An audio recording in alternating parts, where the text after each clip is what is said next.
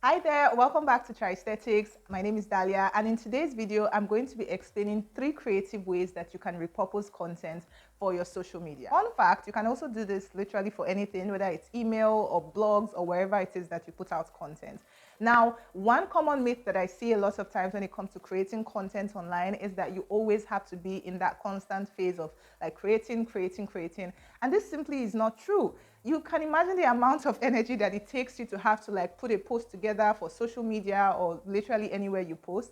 And if we have to do that all the time, it's a lot of energy, guys, and we're not going to do that. So I want to share with you 3 brilliant ways that you can begin to repurpose your content so that you don't always have to be creating content. The very first way is to share content from other people. Now, this is not necessarily just other people's content, but if you've maybe collaborated with someone on a blog post or a podcast, if they featured you on a podcast, if they've just even written something that resonated well with you or something that you have spoken about in the past, you can simply take that piece of content. Obviously, you want to give credit to whom credit is due, but you can simply take that piece of content, repurpose it, repackage it, maybe change the graphics, change the colors a little bit, and post it on your platform. Remember, you do not always have to be creating content. It doesn't even have to be your content, really. As long as you give credit to the right person, you are good to go. The second way to repurpose content, either for social media or email or whatever, is to simply bring back old pieces of content. Now, I don't know who said this, where, and why,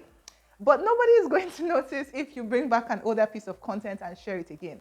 It may have been something that you put out, let's say, a year ago, 2 years ago. We always have this thing in our head where we think that people are kind of just like monitoring every single action that we're taking, and they're going to be like, oh, they shared an old post, they're running out of posts. Believe me, nobody really cares. And the people that care, they probably shouldn't matter that much to you. So please, this is my permission for you to go take a post that you did a year ago, a year and a half ago, bring it back, repurpose it, share it again, and believe me, the message is still going to hit as hard as it did the first time. Even if it's just like a photograph, even if it's some kind of creative project that you did a couple of months or a couple of years ago, people are still going to appreciate it, even if you have previously shared it. And the third way that you can simply repurpose content, especially for those of us that really put in the effort to like write longer forms of content like blog posts or podcasts, or even if it's just like social media posts. If you are very good at like storytelling, and when you create a social media post, you like put in a lot of effort and you tell stories about it,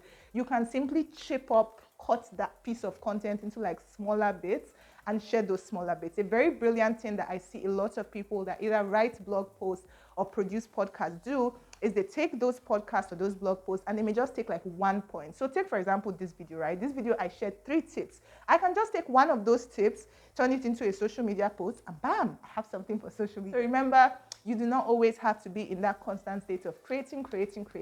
It's a lot of energy, and I don't know, but I don't think you would want to put in that much energy to just, and in all honesty, people don't even need that much content, right? They love to hear from you. They love to see your face. They love to hear your thoughts and what you have to say. But it doesn't mean that you have to produce something new every single time just because you want to be able to publish on social media. And this is what then leads to procrastination and perfectionism, because you are thinking about all these different details. Oh, I don't know what to write. Oh, I'm not sure how to put this and all of that. And then you don't just post anything because you just feel you don't have. Believe me, even if it's as simple as just sharing an older post or sharing a quote or sharing something from someone else's platform, it is progress, and progress is always better than perfection.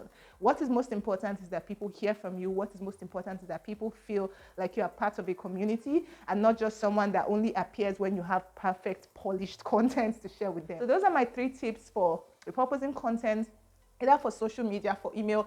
Fun fact, this is even an extra tip. One thing that you can do is take your email marketing or take your email content and chop it up in bits for social media. I do this with a lot of my clients, and I see a lot of people do it as well. If you are, putting in a lot of time and effort into creating an email that goes out every week, why not just share little bits and pieces of that on social media as well? And then invite people to come and join your email list. So let me know which of these tips you found the most helpful. Let me know in what ways do you repurpose content, or do you even think about like repurposing content for your social media?